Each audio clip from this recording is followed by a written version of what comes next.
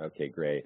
Hi, everybody, wherever you are. I know we're all scattered. I'm in Las Vegas, getting ready to give a talk, and John Robert's in Chicago, and we have folks in our office in the D.C. area, and Helen, our producer, is in San Francisco. It's perfect conversation for the times that we're in.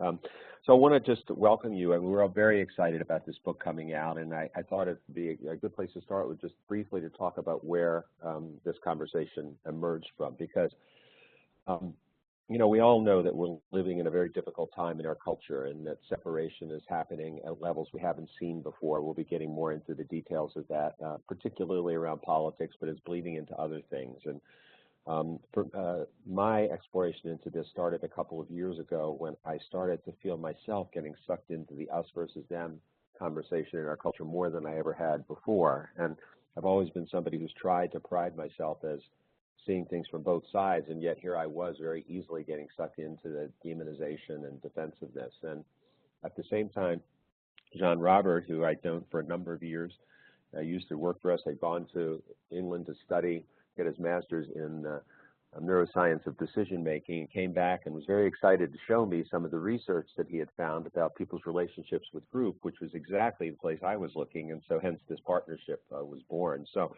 I'm really glad to talk with you about it today, and excited about the book coming out on May 8th. So what is this thing? Just to jump right in, because as usual we have too little time to talk about a big subject, but we do want you to get a sense of what it's about. And by the way, welcome to everybody who's calling in. I know we've got people from all over the country, and just glancing at the list, some really good friends on the list. I can't say hi to everybody, but Angela Avant, I see you're there, and Dottie Gandy, who is the cook, who used to be Dottie Cook, the cook from Cook Ross, who's been a dear personal friend, and before even becoming a partner, and after since becoming a partner. Dottie, lots of love to you, and just lots of other people. So welcome to all of you. We've all had these times when we feel like we fit in. We're part of a whole that's bigger than ourselves, whether it's in our family, our friends group, sometimes playing on a sports team, or in a business environment. Most of us know that feeling where you feel that sense of connection. And we also almost always have had a time we felt isolated or marginalized, either individually, personally, or because of our group identity. And this whole exploration of what belonging is becomes very important. And so what we're going to be talking about today is, what is belonging? What is it about us as human beings that need to fit in with a group in order to really feel like we're safe, like we're whole, like we're complete? And how is this impacting the way we are in society? And of course, one of the things that we make the point of saying in the book is that there are things that we can do about this, and that the workplace particularly is an incredible opportunity for us to handle some of these issues, because the workplace is one of the few places these days where people are put together with people who are different from them and have to work out how to work together. As we'll see as we share some of this data with you, we're getting more and more segregated in all other parts of our life. So let's start with this conversation. What are we calling belonging? And I don't mean to say, and in the book we didn't mean to say, excuse me, that this is a definitive definition.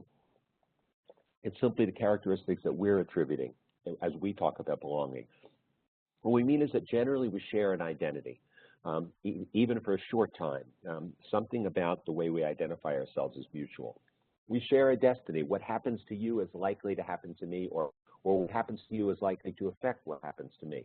So for example, if we think about when we watch these terrible incidents that happen where, you know, an young African-American man gets shot by a police officer or something like that. As a white man, I can be concerned about that, I can care about that, I can be grief-stricken about it, but the shared destiny is not the same as if I were an African-American man with 4 sons. I have 4 sons. With 4 sons, that would be very personal to me. That what happened to that young man I see on TV could very likely happen to one of my 4 sons, or even myself. And so it's important for us to understand that that's a piece of it. Another piece of it is a sense of interdependence, that you know, our behavior between each other impacts each other. Also a sense of shared values, which doesn't mean we always agree about everything, but it means we generally have a container of values that's holding us within. And then finally, usually we associate that sense of belonging with an ability to be more freely ourselves, and to not have to protect ourselves constantly in terms of how we're being. Most of us are familiar, of course, with Maslow's hierarchy, and friends of mine know that I've been talking about this for a while. That Abraham Maslow created this model in 1943, and in the Maslow model, we go up the ladder in terms of our basic hierarchy of needs, our physiological needs, and then safety, belongingness, etc. But what the recent research is showing us is that Maslow was probably wrong. That belongingness is probably our key human need. And if you think about it, it makes perfect sense. The most vulnerable time of the human's existence is infancy, and if a baby doesn't belong to somebody, they die. And so for the first couple years of our lives, our first imprint is, I exist because you exist, and this tends to carry through the rest of our lives. So a bunch of experiments, but JonRobert, why don't you jump in and tell us about this one? Sure. Hello, everyone. My name is JonRobert Tartaglione, as Howard kind of briefly introduced me. And just a little bit about myself. As Howard mentioned, my first master's is in social cognition from University College London, now doing a little bit of research at University of Chicago on political psychology, and a lot goes into the polarization work as well. What we're going to talk about here, first of all, is we're going to talk about an experiment that was conducted at Newcastle University by Melissa Bateson. And essentially it was pretty simple. At Newcastle, what they were doing was they had what was called a coffee club. And the coffee club was essentially just an honor system, a donation system, where you could go in, have a cup of coffee for free. However, they asked that you would leave a small donation depending on the amount of milk that you took as a creamer in your coffee. Now, what Melissa Bateson and her colleagues did was very interesting. They didn't actually announce that they were going to be doing this, but one week they decided to come in, and above the coffee club sign, they put a small picture. Now, the picture varied. It was either a picture of flowers, as we see here, and on alternating weeks, they showed a picture of eyes. And Howard, can we click through the eyes? Sure. Sorry. Oops. There we go. And so what we're looking at here is on alternating weeks, there were pictures of flowers and eyes. And most of us would think that this would not affect donation behavior, and unfortunately, most of us would be incorrect. As we see here on this next graph, on alternating days of flowers and eyes, we see alternating patterns of donation behavior. People paid far more per each liter of milk, depending on whether or not the picture above the sign was flowers or eyes. And what we're really getting at here is how incredibly powerful we are as social creatures. Because none of this is deliberate, none of this is conscious. No individual is going into this room and saying, I'm going to pay more today because there are eyes rather than flowers. It's all happening below the level of consciousness. And it speaks to our hypersensitivity as social creatures. Something else that goes into our social nature is this power of conformity. And this was demonstrated best by Solomon Asch back in 1953. And what Asch did was simple. He provided individuals with a card like you see above, and he would take them into a room one-on-one first, and he would show them a card, and he would say, okay, which line on the right is closest to exhibit 1 on the left? And as we can all see pretty clearly, the answer is A. And when he did this individually with participants, he would go through 12 different rounds, and 100% of people would get 100% of the trials correct. But then what he did is he asked them to go and wait in a room where other participants were waiting. Now, unbeknownst to these individuals, these weren't actually other participants. They were confederates working with the experiment or working with Dr. Asch. And then what Dr. Asch would do is he would go down the line with these same cards that he had just shown these individuals, and he would say to the first participant, which line is closer? And the first participant would say C. And then they go to the second participant and say, which line is closer? And the second participant would say C. And then third and fourth and fifth until they finally got to the individual who, when doing this experiment independently, knew every single correct answer. But what happened was over half of the individuals knowingly gave the incorrect answer because of the power of social conformity. They didn't want to not be part of the group. And what we're finding now through neuroscience is that when we have individuals go through very similar paradigms, but they're strapped into fMRI or functional magnetic resonance imaging machines to monitor their neural activity, we see that individuals who are brave enough to go against the crowd, and I use that word literally, brave, show enhanced neural activity in their amygdala. In other words, it is literally scary to go against the group. And so just saying something like do not conform is often not enough. As organizational leaders, we need to create structures that allow people to conform while minimizing the fear of nonconformity. JonRobert, if I could jump in for just a second, I think most people who are listening probably have had the experience of something as simple as being in a meeting and feeling like you need to go to the restroom, but not wanting to be the one to stand up to go to the restroom. Even something at that basic level, we can see how our physiological needs can sometimes take second fiddle to our need to fit in and belong and not seen as the outsider. Yeah, I think you're absolutely right, and that's a great example, Howard. And it's actually a great lead-in because we're talking about this kind of interplay of these physiological versus social needs. And Bruce Alexander was pretty interested in this as well. And what Bruce Alexander did is he created a pretty novel experiment, and I'll explain it briefly. What Mr. Alexander did is he first would take rats, and he would place a rat in an isolated cage for 57 days, and he would feed them nothing but water laced with heroin. Mr. Alexander's goal throughout these 57 days was to get these rats addicted to this water with heroin in it. And then what he did is he assigned the rats after 57 days to two separate conditions randomly. In one condition, the rats stayed in the cages, but now had the option of regular water or the water that was still laced with heroin. And in the other condition, he put the rats into what he called Rat Park. Now, Rat Park was this social oasis. There were things to play with, there were things to be stimulated by, and most importantly, there were other rats to socialize with. But these rats had the same exact choice as the rats in isolation. They could choose to drink regular water or the water laced with heroin. And what we found was really quite striking. It turns out that the rats that were kept in isolation continued to consume the heroin-laced water at a dramatic pace. However, the rats that were allowed to partake in Rat Park basically weaned themselves off of it. And what this is showing now, and what science is showing us more and more, especially when it comes to things like addiction research, is that a lot of times these addictions can be symptomatic of our social situations. They are quite literally a way to escape from our social realities. And so the individuals in Rat Park, no longer needing an escape from their social realities, no longer relied on the addictive substance to provide them with that.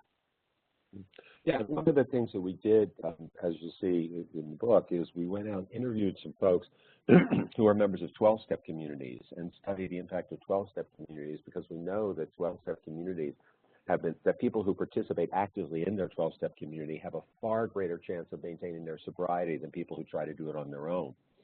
And the thing that the folks who we talked to said repeatedly was that it wasn't the behaviors involved. It wasn't, they knew all that stuff. It was being with like-minded people where they felt like they could fit in, be themselves, and be accepted for who they were that had that continue to help them.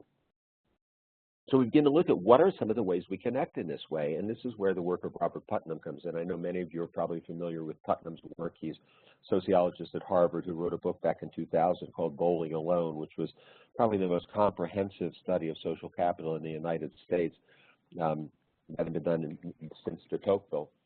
And what he found was that there are really two major ways that we connect, that we have certain relationships, certain groups that we bond with, who we feel inevitably connected to. For some of us, that could be family relationships. It could be an identity. For example, women can bond with other women. We see this often with people in non-dominant groups. African Americans bonding with other African Americans, because, as we said earlier, there's a sense of a shared destiny there, that what happens to you is likely to impact what happens to me. We also have relationships in which we're bridging. We're reaching across those boundaries to create relationships with other people. Those relationships can also be very deep and rich and fulfilling. We can have relationships with people who are different from us, in which we get to know each other at a profoundly deep level, and those differences seem to be minimized.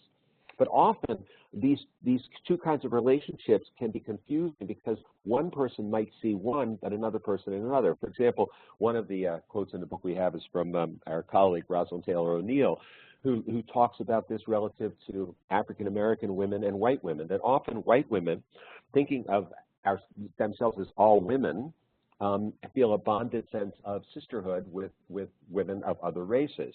Whereas women, African American women, what she said was that they see themselves as separate from white women in certain ways, and so for them it's a bridging relationship. And how that plays out is that sometimes white women can have their feelings hurt that the black women don't feel as close and as trusting to them as they would like, and black women can sometimes feel that white women are being a bit intrusive and making assumptions about the relationships that aren't really there, and a lot of it comes from a lack of understanding of which kind of relationship we actually have.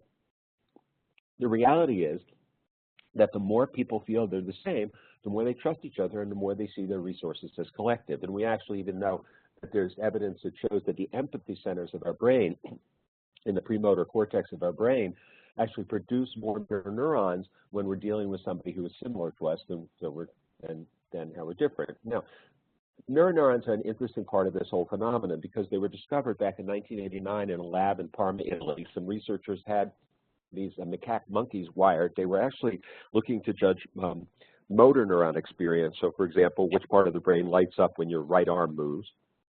And one of the researchers came into the room and grabbed a handful of peanuts from the bowl that they had to feed the monkeys.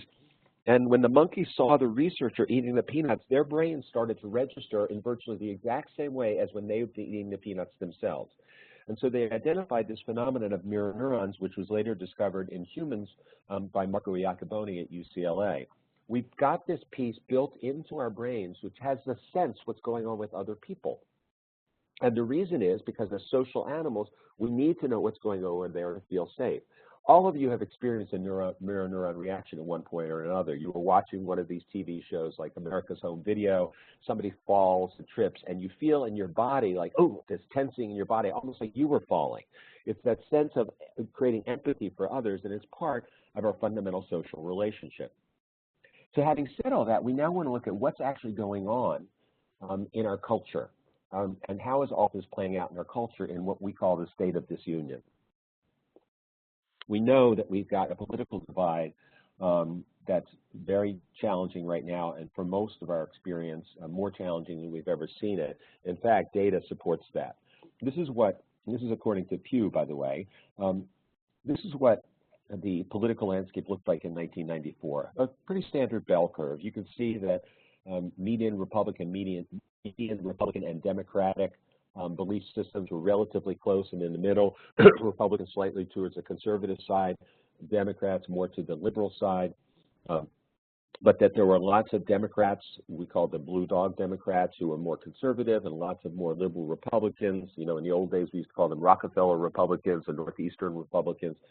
But there was a lot going on. Now, a couple of things happened. One significant one was in '94, Newt Gingrich became Speaker of the House and actually changed the patterns of interaction that were occurring between Democrats and Republicans. Up until that time, Democrats and Republicans would share living spaces. There were famously relationships between people like Orrin Hatch from Utah, one of the most conservative senators, and Teddy Kennedy from Massachusetts. But what Gingrich did is he had people start to stay more in tune with our own group and not so much hobnobbing with, quote, the enemy. And we can see what begins to happen there as we start to look at these patterns moving up to the present day. And that about captures it. We've moved from a bell curve to a dumbbell curve where everything's on the ends and nothing's in the middle. And in fact, people who, with the gap, you can see the widened gap between the median Democrat and the median Republican. It's profoundly greater. And that's of course leads to the kind of danger we have now where the separation between us becomes more important than getting anything done. Winning becomes more important than getting anything done. And it gets even more interesting when we look at the identities of the various groups we're sorted here. And we can see that not only are they separate, but they start to break down by visible identity groups, by race, by gender. So the net result of all of this is that we move from an issues orientation where I disagree with you on this issue or that issue to a fundamental identity orientation. You are now a different kind of person than I am. You're the them and I'm the us. And when we evaluate people based on identity, it's much easier to objectify them. You're no longer a person who disagrees with me on gun control, as an example. You're now a neo-fascist or a libtard. And as soon as we throw people into those kinds of boxes, it's virtually impossible for us to reach each other because we've denied each other our humanity. Now, it gets even more intense when we look at what's happening in our living environments. Back in 1992, David Wasserman from the Cook Political Report started to track what he called the Whole Foods Cracker Barrel divide. I'm sure that gives a lot of us a chuckle, but most of us know the Whole Foods market is a natural foods market that largely tends to be in liberal environments, more liberal upper class environments. Cracker Barrel, Old Country Store, more conservative, tends to be in more conservative environments, and you can actually track that over time. And so they started, as I said, in 1992 during the first Clinton election, tracking how did people vote in these different environments. And you can see there's about a 21% culture gap between who voted for Clinton in one environment versus the other. They continued this now every 4 years. 4 years later, that gap had raised to 25%. 4 years later, in the Bush-Gore election, the gap had raised to 32% between Democrats and Republicans. In the Bush-Kerry election, it was now 40%. In the Obama-McCain election, the first one, it was now 45%. And in 2012, in the Romney election, it jumped to 48%. Now look at that difference. It's staggering. And unfortunately, we didn't have the 2016 results yet when we were doing the research, but we can see the danger that's in this, that we're now living with people who are much more similar to us than ever before. Now, this, of course, is not true for every community in the country, and some of you, I'm sure, live in much more politically diverse communities in the country. But even often when we are living in political diverse communities, we're not interacting with those people. For example, thousands of people canceled Thanksgiving dinner over the last 2 years rather than be at the table with Uncle Ernie, who voted for the other candidate than I did. Now, think about that for a moment. What that's saying to us is that our political ideology and identification is more important even than our family. Now, a lot of it contributes to how we vote. We know that we don't vote rationally. Some of you who've read my previous work, particularly Everyday Bias, where I studied one part of that book where I studied how we make unconscious decisions about voting, know that that's the truth. But we know that that in fact happened, and a lot of that has to do with our embedded value system. So JonRobert's going to talk for a minute about, how do we see values impacting our behavior? Thanks, Howard. And this is a really interesting portion because I think a lot of individuals feel very strongly about right and wrong, and how we come to these determinations of right and wrong can say a lot about not only our morality, but also can be determinant of our political ideologies. And so one of the first ways that we started teasing apart how individuals make moral decisions was through what was called the Trolley Dilemma. Back in 1967, Philippa Foot developed what was called as the Trolley Dilemma. Trolley Dilemma was pretty simple. Essentially, it was a hypothetical scenario where you had a runaway trolley heading down a train track towards 5 unaware individuals. These individuals would be killed if nothing was done. However, you happen to be standing near a switch that you could push, and if you push that switch, the trolley would be diverted onto an adjacent track where only one individual is standing. When people are posed with this question, do you flip that switch? A vast majority, often 90% of people say yes, absolutely. And the reason is very, very simple. People give the rationale that 1 death is preferable to 5 deaths, and that makes a lot of sense. And what we have here is what's called utilitarian morality. Utilitarian morality is consequence-based morality. We judge an action by the consequences it produces.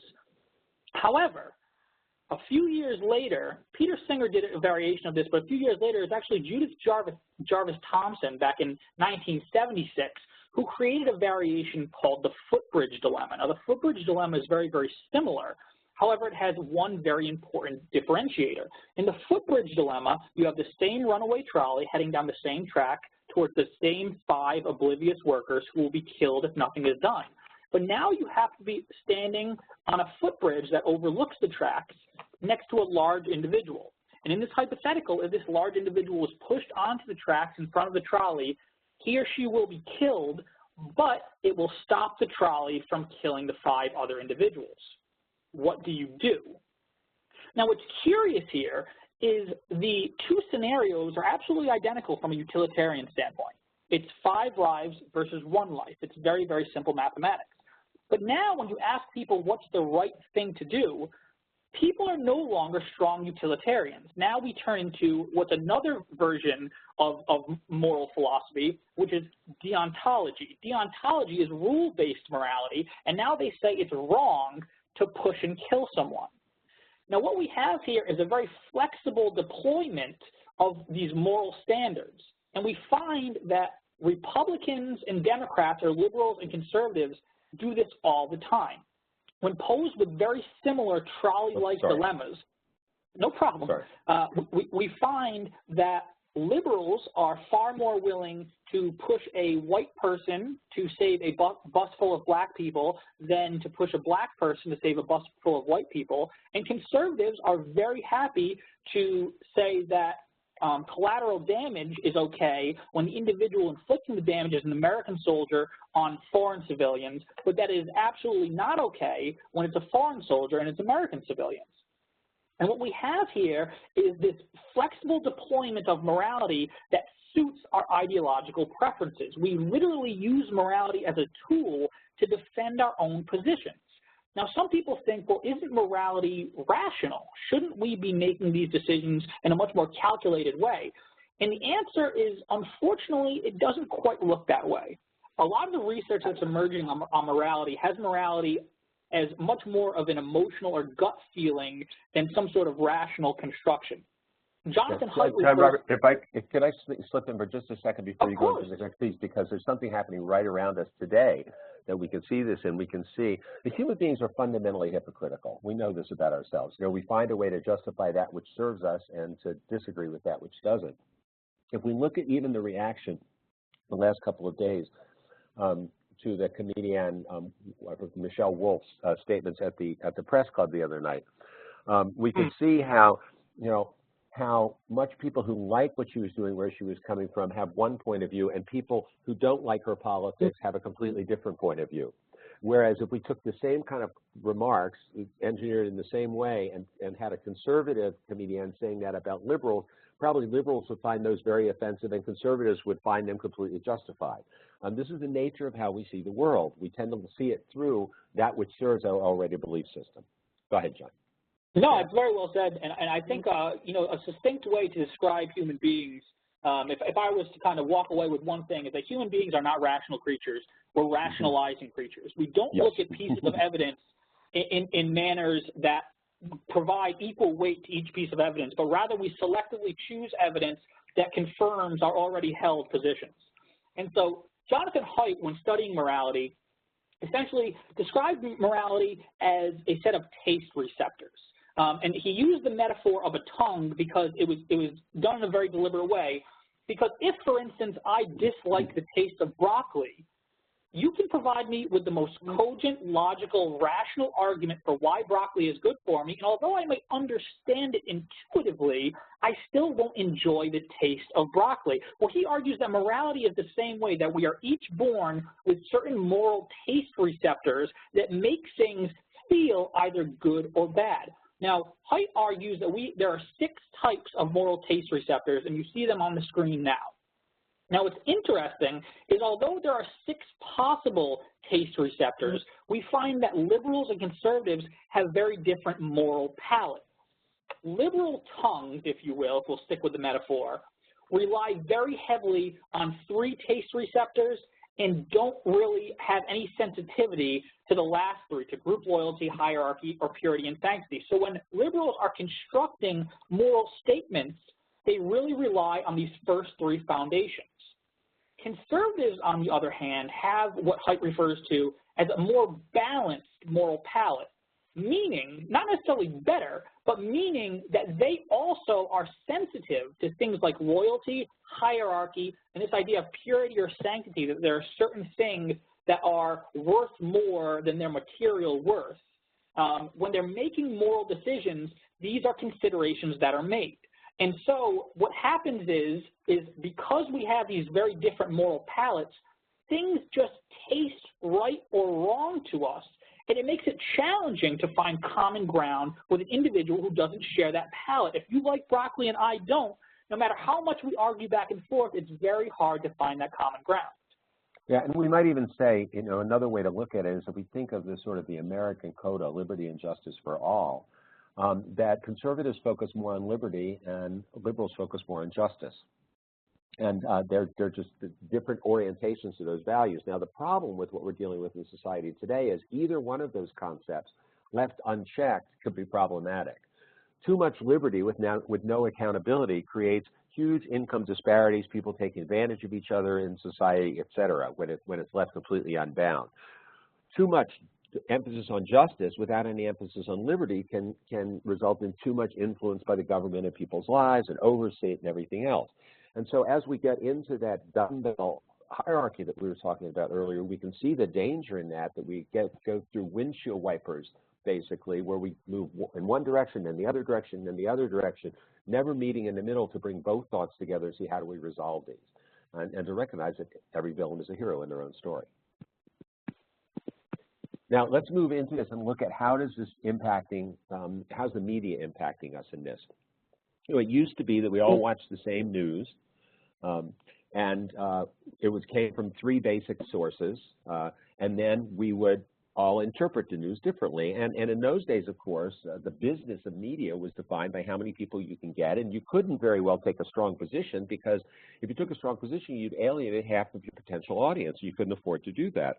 Not to mention the fact that we had different rules of ethics in media, which said that, media news personalities were not supposed to let you know how they felt. And some of us who are old enough remember the shock to the American system when Walter Cronkite came back from visiting Vietnam and took an overt position indicating he questioned what we're doing in Vietnam War. And it was like there were people who thought that was unethical. There were people who called for him being off of TV for this.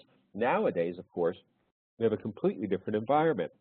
We watch different news sources, and along with those news sources come an already interpretation. In fact, we don't even watch the news anymore. We watch people watching the news. We turn on the news and we see panels who tell us how to interpret things. A large percentage of most news stations are now punditry rather than actual news.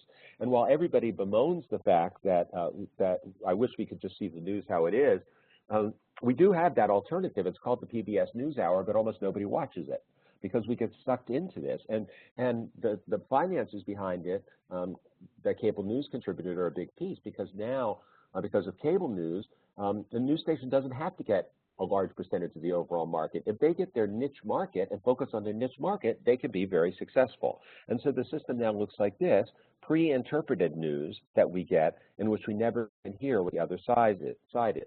Now let's look at an example of how this played out with Director Comey's testimony to the Senate. By the way, recognizing that Comey is a very out there and controversial figure right now, this may speak to why that is. What's the information that we've been given about Director Comey? Well, as we'll see from this study that was done, it may be different depending upon who we're getting that information from. So what they did in this experiment was they tracked the chirons that occur at the bottom of the screen when he was speaking. Now, a lot of you know that these chirons, the ticker tape that occurs at the bottom of the screen, are used by news shows to emphasize a certain point. So, for example, when he mentioned twice that the president had or might lie, CNN ran that 34 times, MSNBC 49 times, Fox only 9 times. When he went on to ask, he was asked, do you believe this rises to obstruction of justice? He replied, I don't know, that's Bob Mueller's job. CNN ran that twice, Fox ran it 17 times, MSNBC 23 times. When Comey said that he took the president's words asking him to stop the probe on Flynn as a directive, CNN ran that 21 times, MSNBC only twice, and Fox didn't mention it at all. Excuse me. When he said that nobody outwardly asked him to stop the Russian probe, CNN did not run that at all. Fox ran it 36 times, and MSNBC ran it twice. So the question is, who are you watching? Depending upon who we're watching, we can get a completely different view and a propagandized view in some case. Of course, we all think the other is doing the propagandizing, but there's plenty of that going around on both sides of the equation.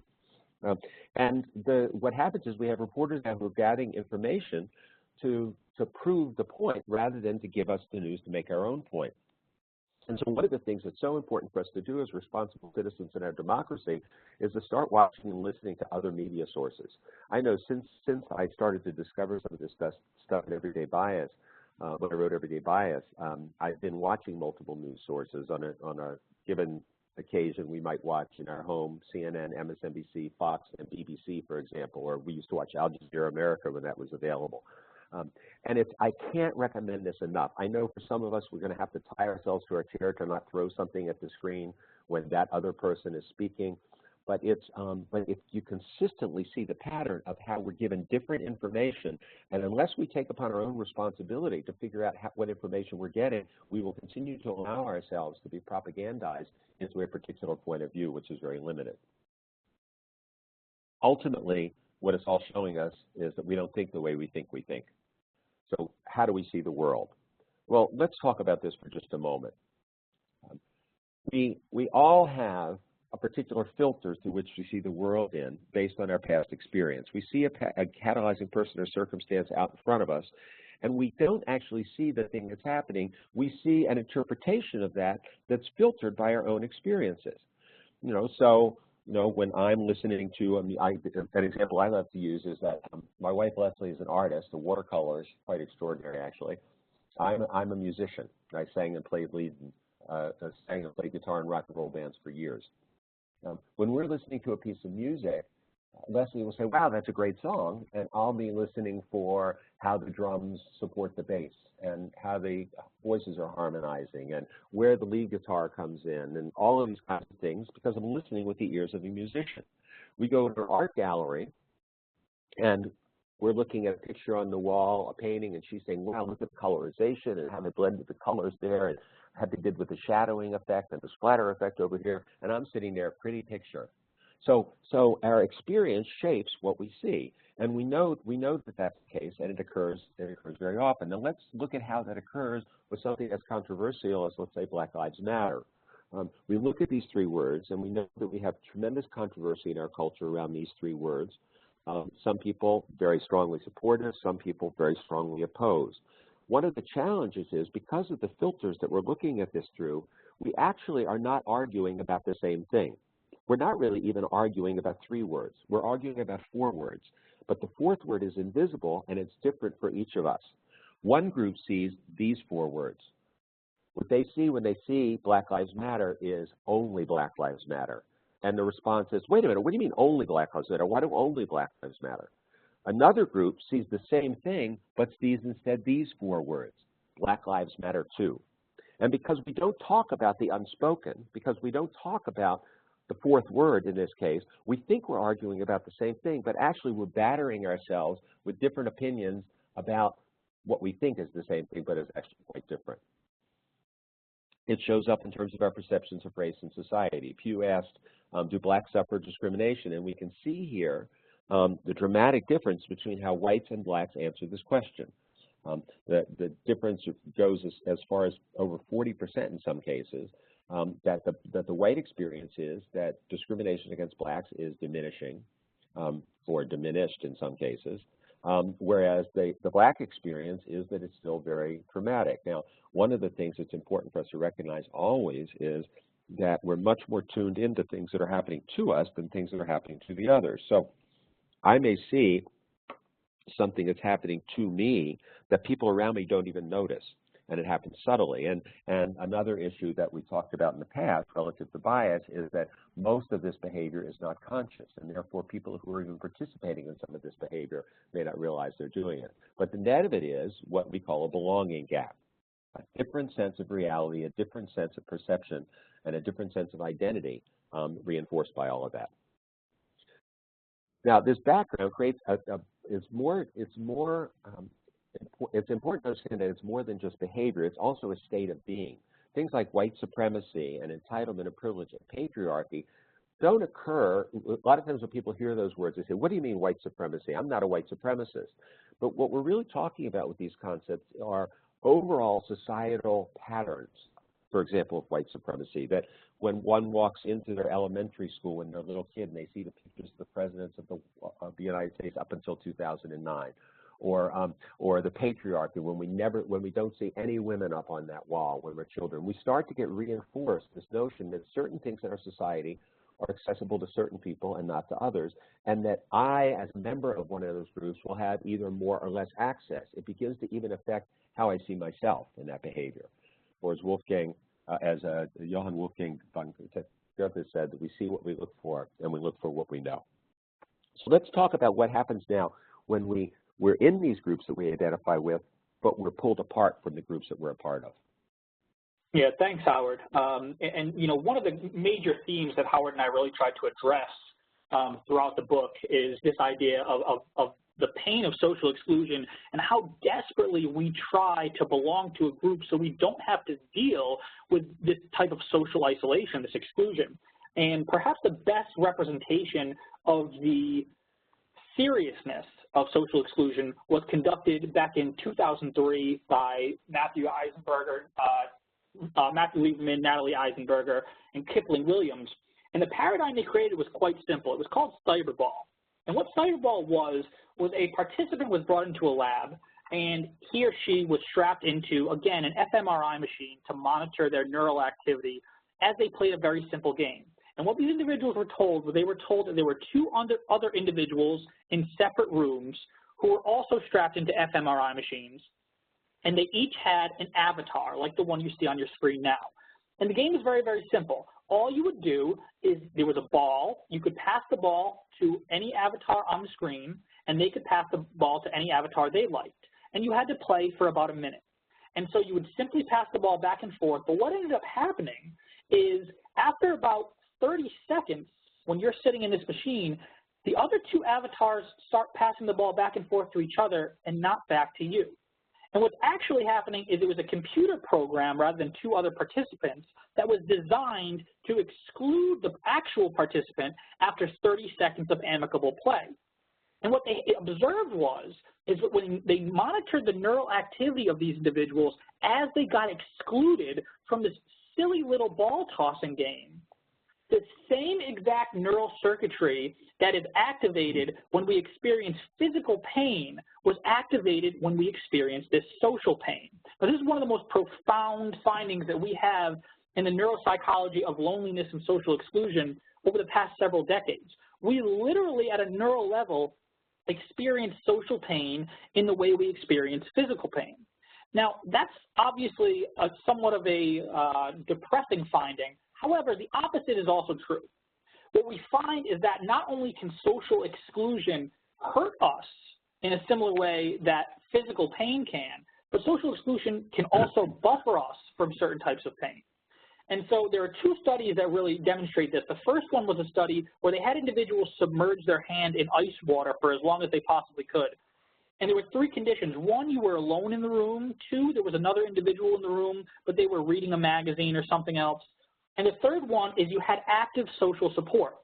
And they had these individuals who submerged their hands rate their level of physical pain. And what they found was the individuals with social support experienced less physical pain than any other individuals within the study.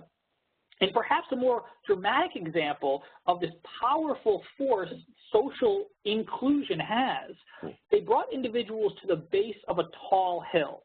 And all they asked them to do was estimate how steep you believe this hill to be.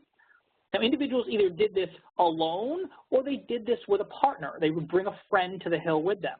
And what the researchers found was that the individuals who were able to do this with a partner, with someone standing by their side, estimated the hill to be less steep. That psychosocial presence of another individual impacted the way we see this hill, and the hill became a more manageable challenge.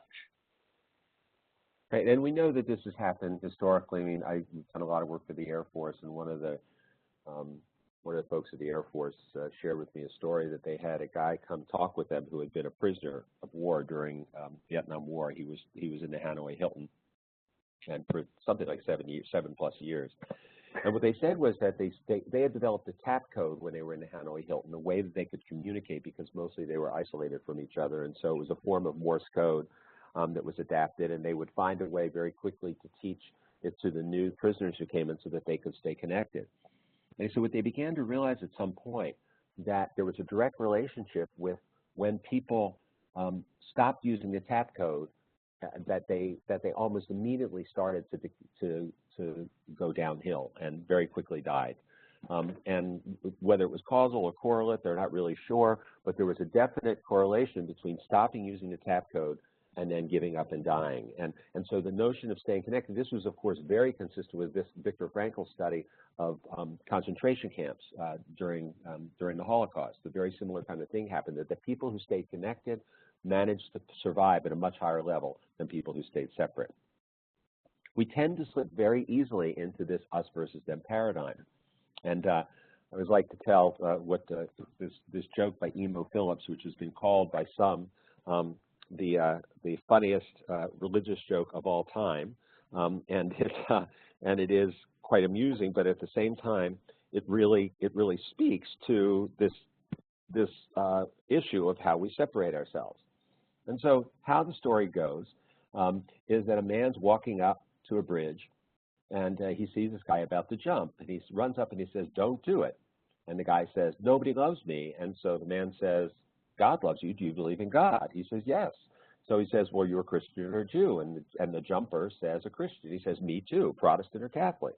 He says, "Protestant." He says, "Me too. What franchise?" He says, "Baptist." He says, "Me too. Northern Baptist or Southern Baptist?" He says, "Northern Baptist." And he says, "Me too. Northern Conservative Baptist or Northern Liberal Baptist?" He says, "Northern Conservative Baptist." He says, "Me too." He says, "Northern Conservative Baptist Great Lakes region or Northern Conservative Baptist Eastern region?"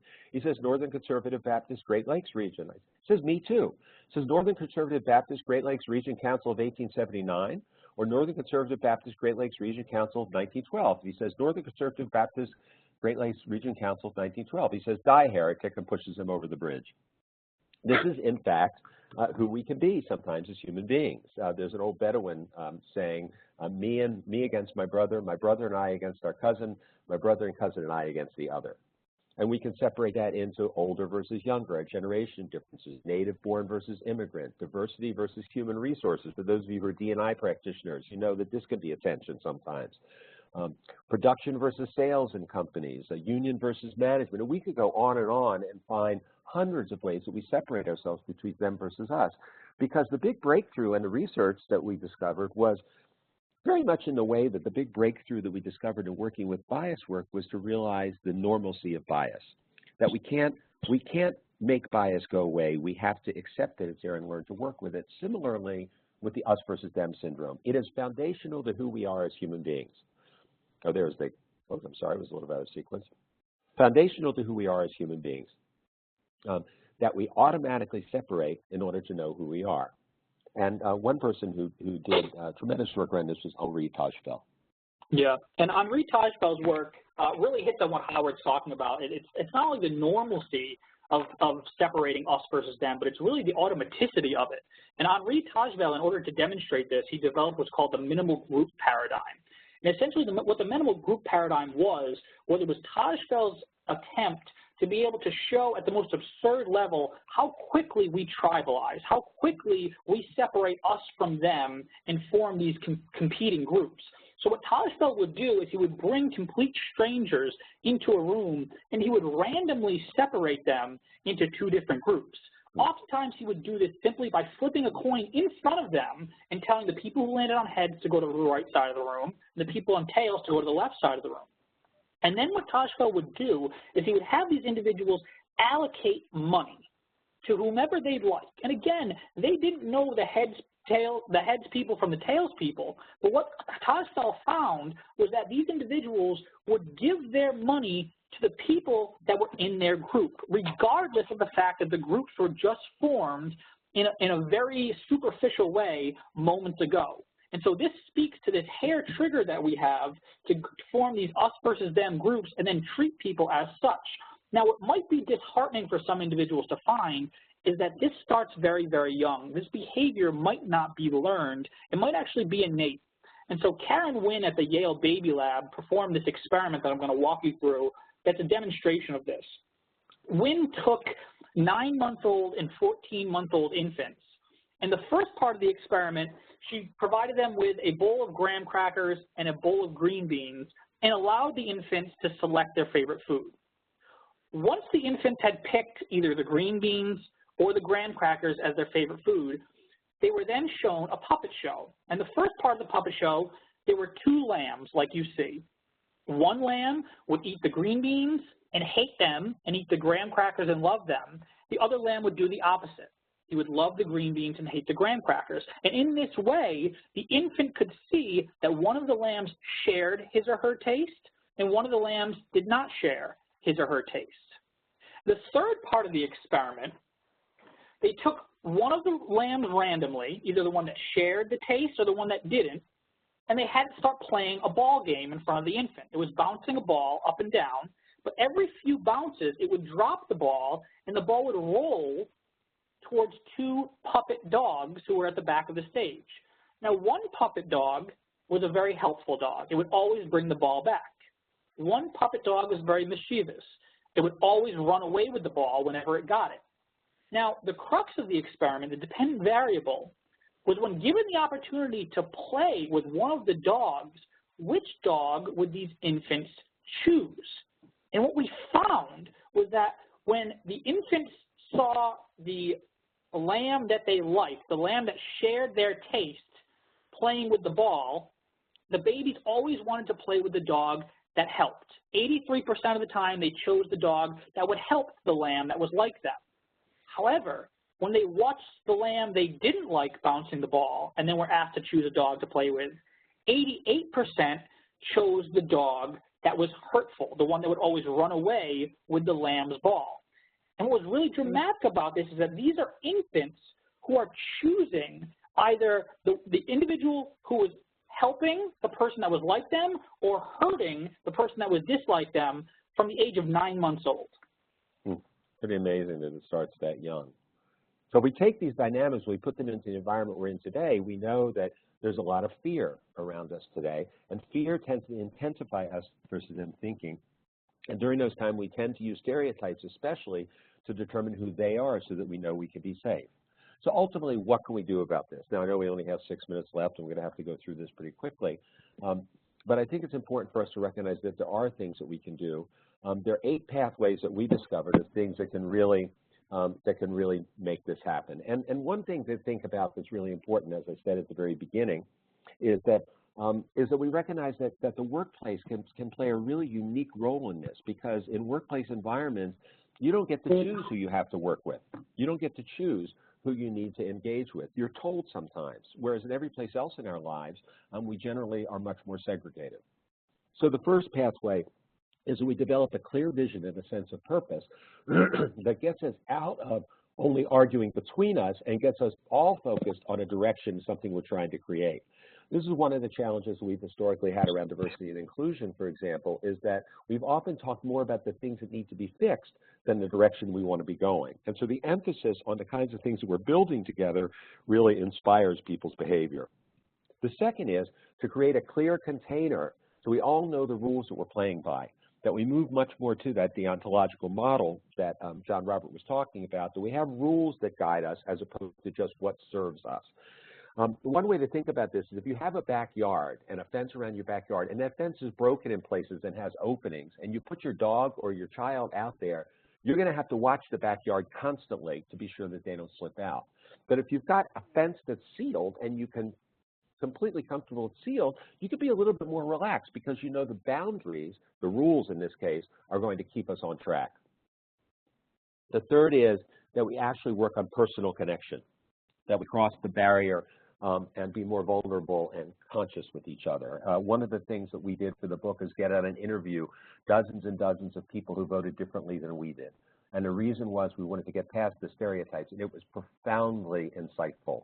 We don't have time to go into it in depth, but what we basically realized was that the cartooning of people, the stereotyping of people as all the same as the extremes was just not accurate. That doesn't mean we agreed with some of the people we talked to or didn't agree, but it was more that these were people who are all struggling using different value systems to come up with a determination. So we have to be really careful to watch out for the times that we become more committed to being right than to trying to understand each other.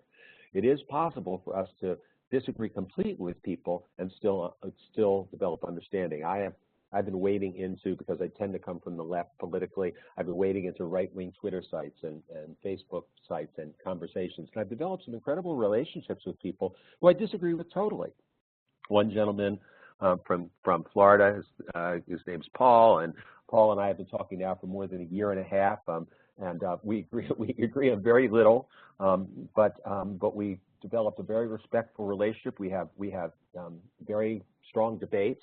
But what we've learned, more importantly, is that he's changed his view on liberals, and I've changed my view of conservatives. We now see each other as people who have different points of view rather than those kinds of people. By the way, it's really sad sometimes to see that he and I will be having this conversation in a good, solid debate, good ideas being shared, and people from both sides will jump in and start insulting the other person, even though we don't want them to be there. So this is happening. I'm not going to get into the issue of equivalency, who's doing it more, who's doing less, because, of course, both sides think the other side does it more, but it's important for us to know what's going on both sides.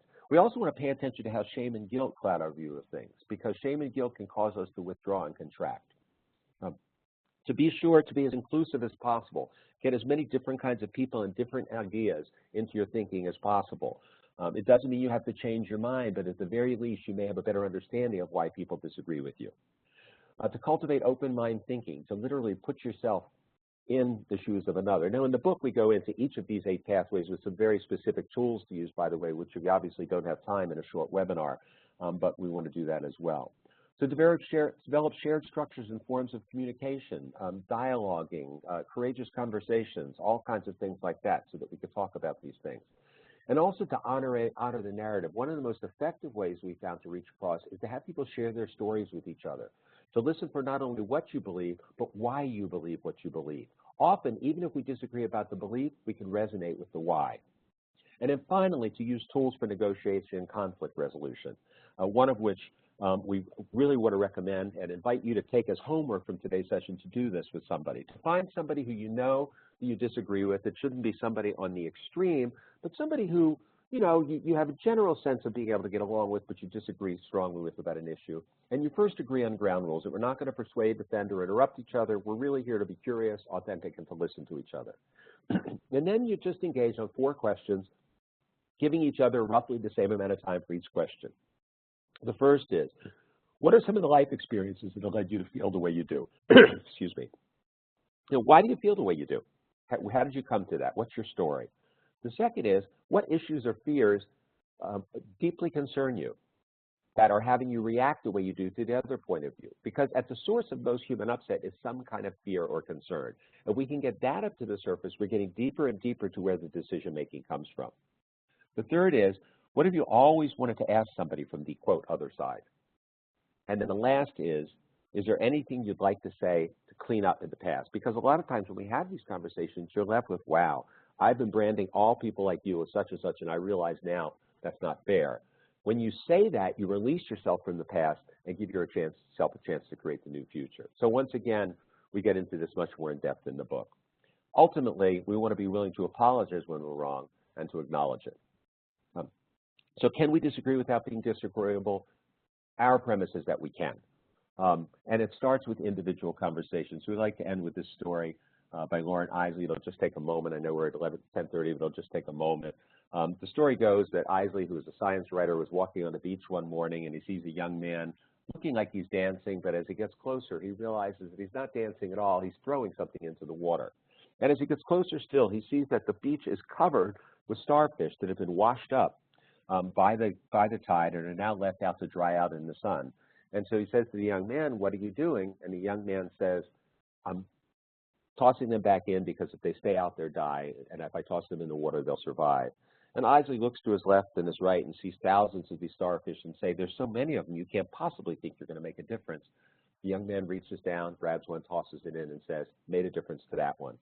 You see, each of us, in every relationship that we build, every place we bridge across these differences can have an impact with that person you work with, the person in your family, your neighbor, person in the community group you're in. And so our strong intention is to try to have this work encourage people to reach across those boundaries, to create relationship, and to begin to dialogue in ways that we haven't. So thank you all so much. Sorry we've been so rushed, but it's a lot of information. We hope that you find the book as valuable and as interesting as we did when we were studying it. You can see all the information there. The book actually releases on May 8th, and we'd love for you to pre-order because then all the pre-orders hit at the same time, and we're hoping that we can make a difference in our national dialogue with this. So thank you all so much. Helen, I'll flip it back to you. Well, it sounded like JonRobert had something to say, so let's turn it over to him first. Sure. Oh, no, I'm going to leave it very brief. Thank you, everyone. And I will do the same. Thank you, everyone, for joining today's session. To leave today's session, just click on the X in the top right corner of the screen. Thank you, JonRobert and Howard, for taking us through this content. It's always eye-opening. So thanks again, everyone, for joining, and I hope you have a great rest of your day. Bye-bye, everyone. Much, Helen. Bye, everybody.